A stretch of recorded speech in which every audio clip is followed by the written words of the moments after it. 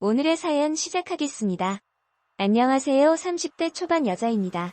어디서부터 어떻게 이야기를 꺼내야 할지 지금도 손이 벌벌 떨리고 눈물이 줄줄 흐르네요. 일단 저희 집안 얘기를 좀 해보자면 콩가루 집안이라고 해야 하나요? 제 친엄마는 정말 말하기도 부끄러운데 제가 갓난쟁이 때부터 이 남자 저 남자 다 만나고 다녔었고, 저희 아빠는 그런 엄마를 잡고 또 잡다가 본인도 스트레스를 받았는지 제가 중학생 때쯤 지금의 새엄마와 맞바람을 피셨습니다. 그리고 저희 친엄마와 아빠는 둘이 합의해서 이혼하게 되었죠. 그리고 아빠는 곧바로 지금의 새엄마와 재혼을 했습니다. 친엄마는 당연히 절 안 키운다고 했었고 아빠가 절 키우기로 했었죠.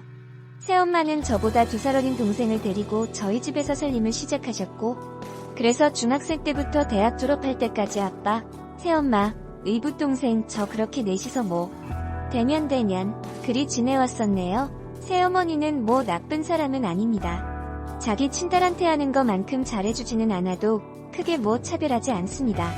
남이나 다름없는데 이 정도면 무난하다고 생각이 드네요. 문제는 의붓동생입니다. 얼마나 싸가지가 없는지 저 대학 졸업하자마자 애 때문에 바로 독립했습니다. 소위 말하는 문제아라고 하죠. 학생 때부터 정말 사고뭉치가 따로 없습니다. 아빠가 물어준 합의금만 해도 1000단위가 넘어가는 걸로 알고 있습니다.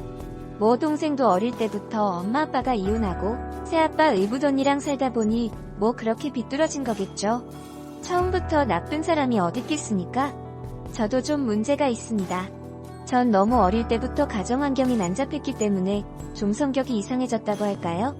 매사에 의심이 많고 애인을 사귀어도 항상 의심하거나 집착하고 좀 의부증 비슷한 증세를 가지고 있습니다.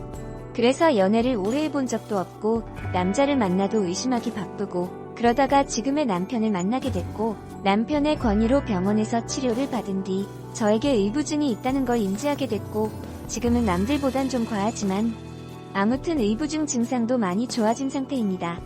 아무튼 본격적인 이야기를 좀 해보자면 결혼한 지 3년쯤 지난 남편 사업이 망했습니다. 아슬아슬하게 유지하고 있었는데 쫄딱 망하게 됐었죠. 살던 집도 경매로 넘어가고 시가에서도 남편 사업에 돈 내주려고 담보대출 받았다가 그 집도 넘어가게 생겼고, 아무튼 갈 데가 없어진 저희 부부는 어쩔 수 없이 아빠 집에 들어가서 살게 됐습니다.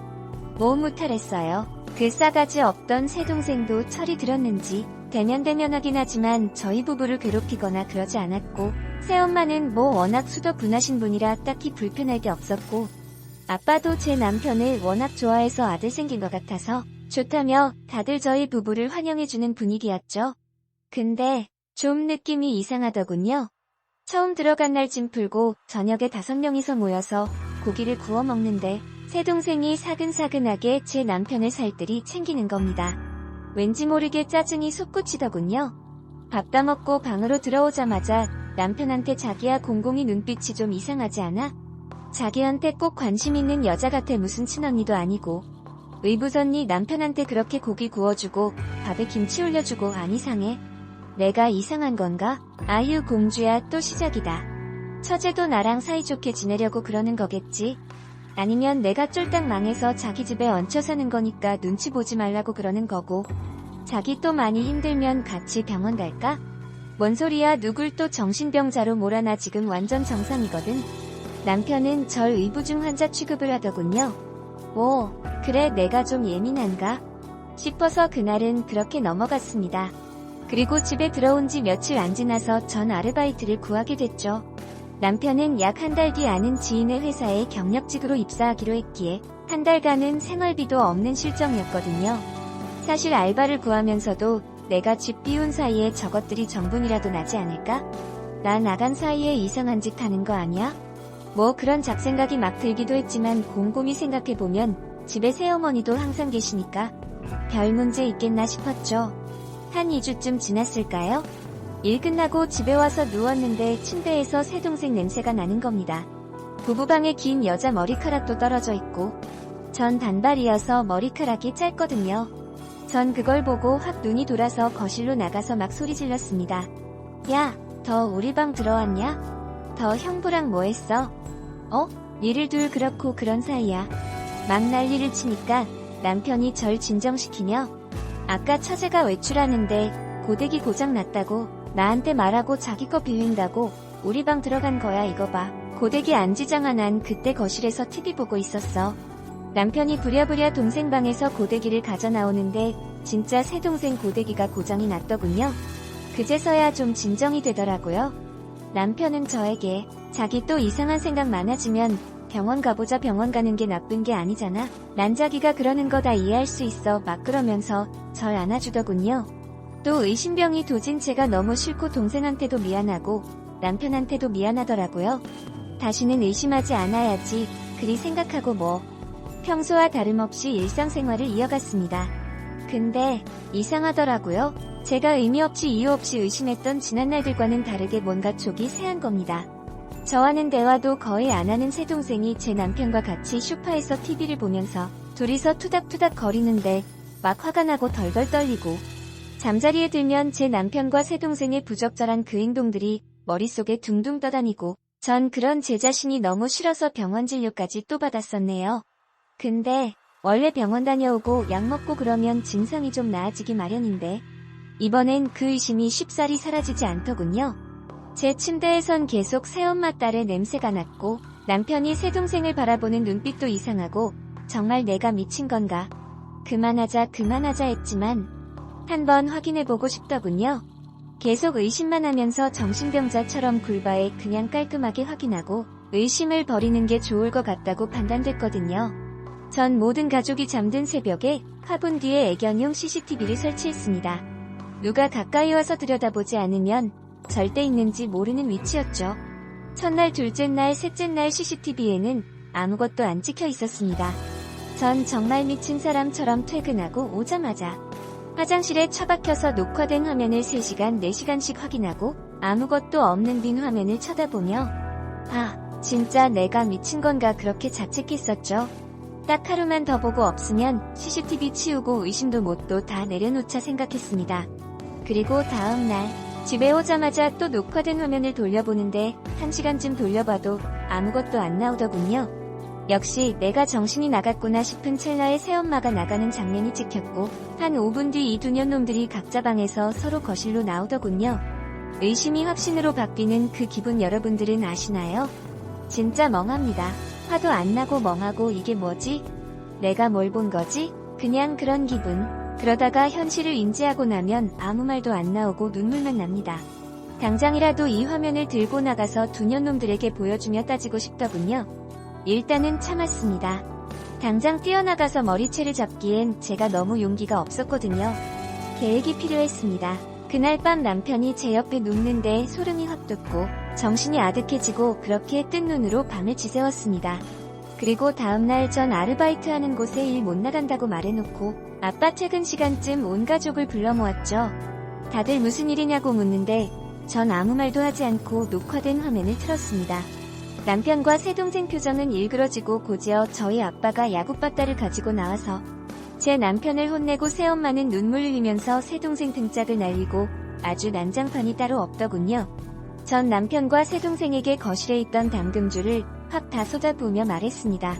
더러운 것들 니들 둘이서 날 정신병자 취급하고 그렇게 뒤에서 붙어먹으니까 좋았냐? 어머니 딸내미 간수 잘하세요. 아무리 배운 게 없는 양아치라도 형부한테 꼬리치는 법은 없습니다. 그렇게 그 두 년놈을 집에서 쫓아내고 새어머니가 찾아와서 미안하다고 딸 자식 교육 잘 못 시켰다고 저에게 무릎 꿇고 비는데 새엄마 얼굴을 보니 그 딸년 생각이 나서 아줌마도 필요 없으니까 나가라고 소리치고 밤새 펑펑 울었네요. 그렇게 며칠 뒤부터 더러운 년들이 잘못했다고 문자를 보내고 전화를 하고 한 번만 용서해달라고 하는데 용서가 되겠습니까? 저희 아버지는 내 딸 자식에게 본인이 피멍을 새겼다며 새어머니를 집에서 내보내시고 전 남편과 이혼을 준비하고 있습니다.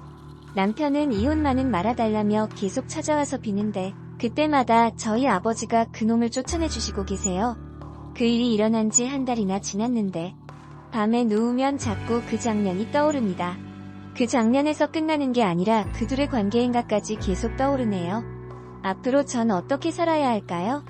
정말 남편을 아빠보다 더 많이 믿었는데 내 인생에서 가장 믿음을 줬던 남자가 이렇게 뒤통수를 치다. 제 인생에서 또 다른 인연을 만날 수나 있을까요? 이혼이 끝나고 난 뒤 다시 후기 쓰러 오겠습니다. 1. 친동생하고 형부하고도 일 생기는 세상이니 그러려니 하세요. 그래도 아버지가 든든해서 얼마나 좋을까요? 님 고통만 생각하지 말고 아버지 고통은 또 얼마나 심할까요? 바람난 전 마누라의 발정난 사위 때문에 이혼해야 하는 심정은 어떡하겠어요. 그래도 아버지가 새엄마를 내쫓았으니깐 그냥 쓰레기 잘 치울 겁니다. 2. 떠올리지 마세요. 더 이상 생각할 가치조차 없는 쓰레기들인데 거기에 몰두한다는 건 시간 낭비이자 같은 수준이 됩니다. 얼마든지 좋은 사람 만나기 위한 전초전일 겁니다. 3. 주변에서 본 지인도 여동생이 언니 산후조리 해주러 와서 남편과 바람이 나서는 언니가 남편과 결국은 이혼하게 만들고 집안을 쑥대밭으로 만들더군요. 친여동생도 형부와 너무 가까이 지내면 위험합니다. 더구나 이복 여동생은 남이나 마찬가지기 때문에 특히 조심해야죠. 4. 5. 이런 위를 친 것들이 제대로 대형사고 쳤네요. 역시 의붓동생이 만악의 근원이었군요. 사연자님 진짜 마음고생 너무 심하게 받으셨겠어요.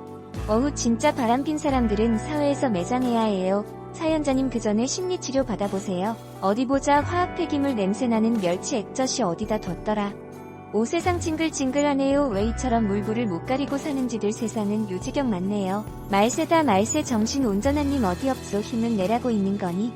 밥 잘 먹고 건강 잘 챙겨 부디부디 세상 좋은 남자 만나 행복하시길 바래요. 6. 그리고 지금 사시는 집에서 이사를 가세요. 거기 있으면 더 생각나고 할게요. 아니면 스님이 독립을 하세요. 이혼 잘하셨어요. 부모들은 이혼을 하고 재혼을 하는데요. 이때부터는 내 자식이 불쌍해져요.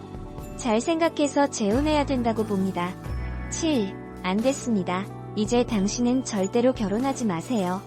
앞으로 어떤 남자든 무조건 의심을 할 테고 남자는 영문도 모르고 그 의심에 시달려야 할 테니까요. 서로가 불행할 테니 그냥 혼자 사세요.